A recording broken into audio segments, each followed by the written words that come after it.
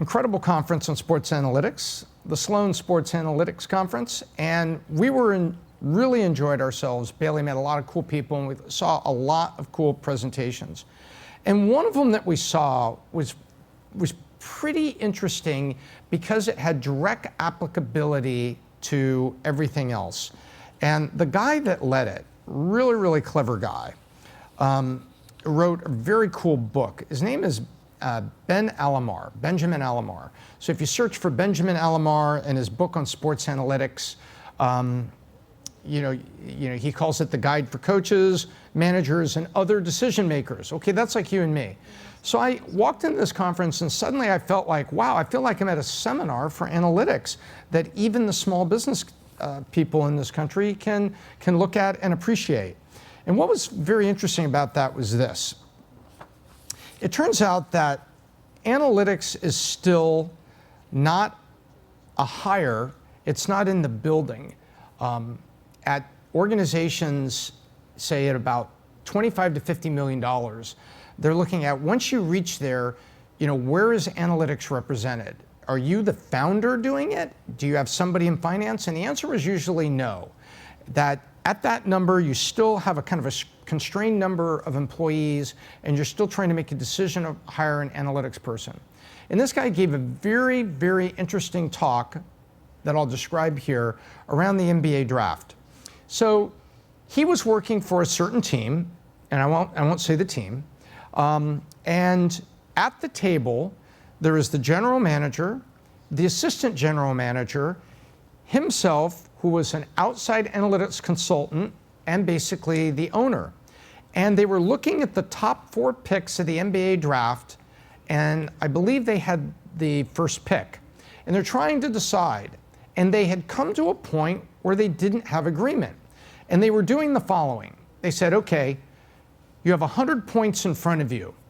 What % probability do you think each of these 4 young men that we could potentially draft as our number 1 pick will be a hit, will absolutely be a star? Okay, and what % do you put on him being a bust, and the rest is in the middle? So they ignored the middle, and they really wanted to know, on strong opinion, what % out of 100 do you think he's going to be a big-time player, an all-star, and what do you think he's going to be a bust? And so I think it was the general manager had 55% star and 30% bust. The assistant general manager weighed in. He was a little bit closer between the two. Remember, it doesn't add up to 100 because they're leaving out the middle. Analytics thought this, and analytics only had one of them projected at 20% or more to be a star, showing that a lot of times emotion was overshadowing logic in taking a look at what they think players' attributes will and carrying the college game into the pros and being successful. So they go down all this, and suddenly the discussion apparently went to kind of gut feel. And so they had a lot of intense discussions about what are the odds if this carries over? Well, what if his play is like this? How is he going to succeed there? And they had a really tough time choosing between all of them. And what they came up to, they ultimately came and made a pick, which turned out it was a very weak draft pick, and it was one of the worst first-round picks in the history of basketball. And I kind of grew up in this era, and I think one of the worst picks was Len Bias. Without sufficient background check and everything, they didn't know that apparently he partied pretty hard, and unfortunately, 2 days after he was drafted by the Boston Celtics, he died of a cocaine overdose. So their first-round pick, I think the second pick of the draft, and unfortunately he passed away partying with friends, doing things you're not supposed to. But this was actually probably could call it the second worst first-round pick in history, and they looked at it and they realized they were trying to give data a seat at the table.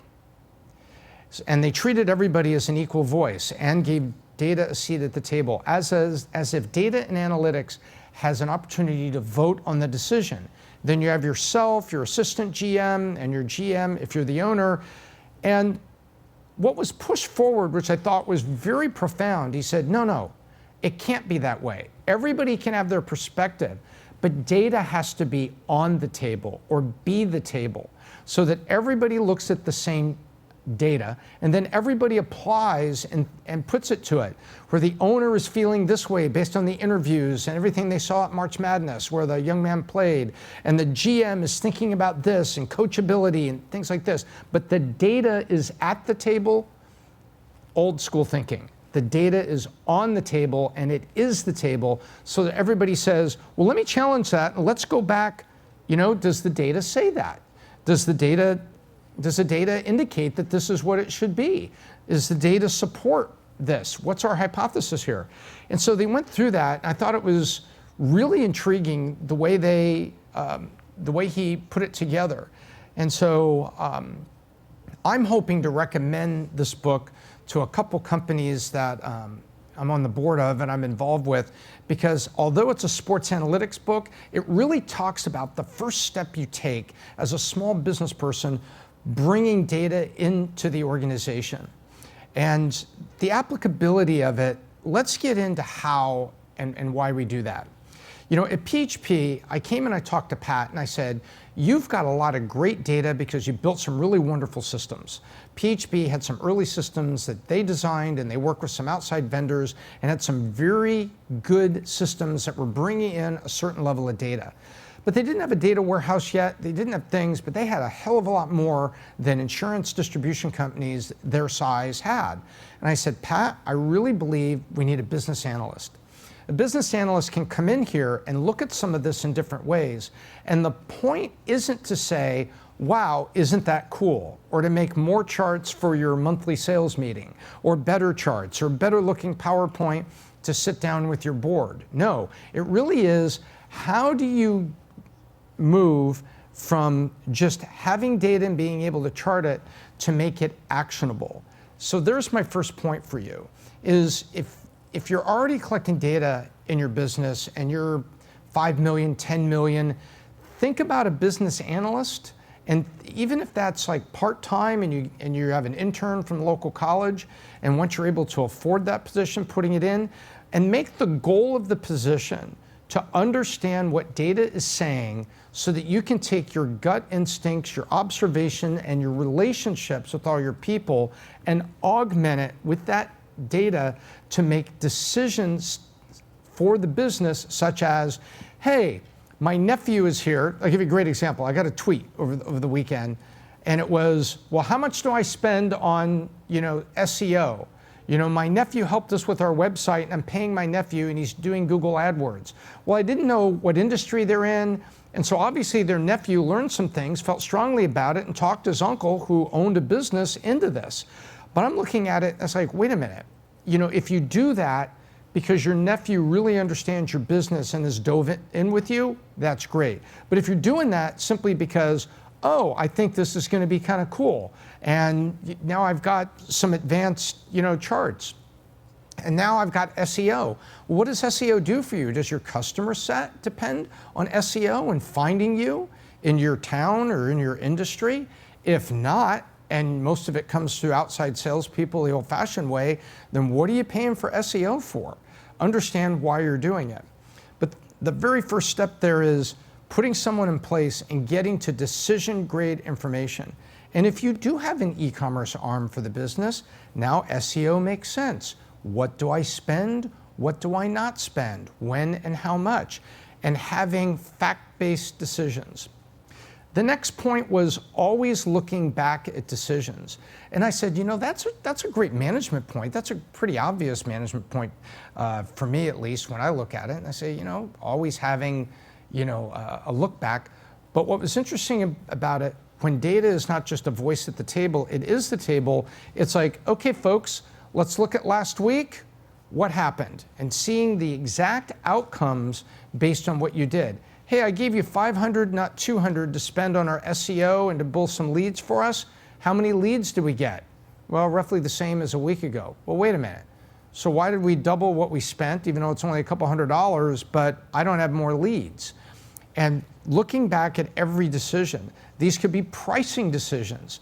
I'm fond of saying on the Bizdoc case studies. So whether you're operating a t-shirt company in Berlin or a technology company in the United States, I hope I left you better than I found you.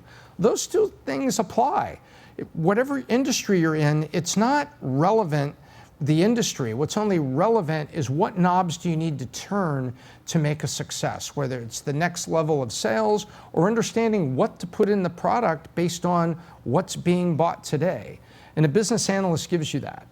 The second step that happened is, and I'll take you back to Patrick, is when we found the first couple related data, where we had this piece of data over here and then this piece of data, and we were able to put them together on a chart, X over Y, and plot the position of all of the agency offices for PHP. So he looked at them, and then we overlaid, okay, what is the relative cash flow, meaning the commission revenue being earned by that office? And on this axis, we were able to correlate where it was. He instantly went out to the field and says, hey, if you're not learning from these guys in Southern California, you're going to be disadvantaged because here's where they are here, and then there's cash flow. And he shows it to people, they see the picture, and they need no more convincing. Well, I want to increase the cash flow of my agency office, so I see what I need to optimize. Because there's many things in insurance that you could focus on. You could focus on what type of policies you sell. You could focus on, do you only focus on life insurance? Do you also focus on other products like final expense? You could also focus on, do I just work with my experienced agents, or do I spend half with my experienced agents and half developing my green agents? Because there's only 24 hours in a day, and the average entrepreneur is working 12 of those at least, the ones that are all the timers. And if you follow Pat, you know the difference between a part-timer, a full-timer, and an all-the-timer is. And they're looking at, where do I spend those hours? And it all comes together. And this was a business analyst that back in the day, I think we were paying this business analyst about $45,000 to $50,000, but we had data there and we started putting it together, and we had decision grade things. So if you've got 26 people at your company and it's $4 or $5 million, you may be surprised that you're not too small to think about part-time person that would be there. And that book by Benjamin Alamar is a great resource for that. By the way, as he talks about the NBA drafts, things got better and better, and guess what? Picks got better. And what they learned that year, they immediately applied it. But they were on the leading edge, and it shows that the first time you try something, sometimes you get it wrong, and people go back to trusting guts and instincts. But that was very, very interesting. The other thing that was interesting at the Sports Analytics Conference was just how much people were still resistant. And I'm not going to name names because there was commissioners there and people there, and I don't want to out anybody. But there were sports, we know baseball is up to its ears in analytics and player development, and teams like Tampa Bay, the Dodgers, and Boston. You can find articles all over the place talking about just how much they invest and how much success they've had and what they've done with them. But there's still a lot of sports leagues and organizations that are really not exploiting the full power and availability of data and analytics. And so the same thing is true in businesses. Up and down the hallways there were Sloan MBA students, and that's Sloan is the MBA school at MIT, and they had these theses, and some of them were like data analytics and just completely wild, deep dive research studies that, I said, okay, this can be very interesting if you figure that out, but how does the average general manager in that league going to use that information? And sometimes there wasn't a clear answer. But what was surprising was how some of the teams in sports leagues weren't doing it yet. And so here you have an opportunity to increase the number of people coming to your games, because you got a winning team and you're doing well, and you have an opportunity to do things so that your general manager can build rosters differently, build rosters better, and put a better product on the field, and then charge you money for the tickets and the hats and all the concessions. for the dedicated fans, but we're not doing it yet. And I sat there and I thought, and I says, wow, I wonder how many businesses that are under $25 million, but that have data or meaningful size, are also not doing that. And I wonder how many people, maybe you're going to hear this today and say, you know what, we need to take the first step. You want to talk more about it, you can find Patrick and myself, by the way, on Minect, which is an app that was Patrick's brainchild, this amazing app that allows people to get together and connect by the minute. It's that, or you can even reach out to the David Consulting sales organization, and we could talk with you about it. Or you could start with Ben Alamar's book.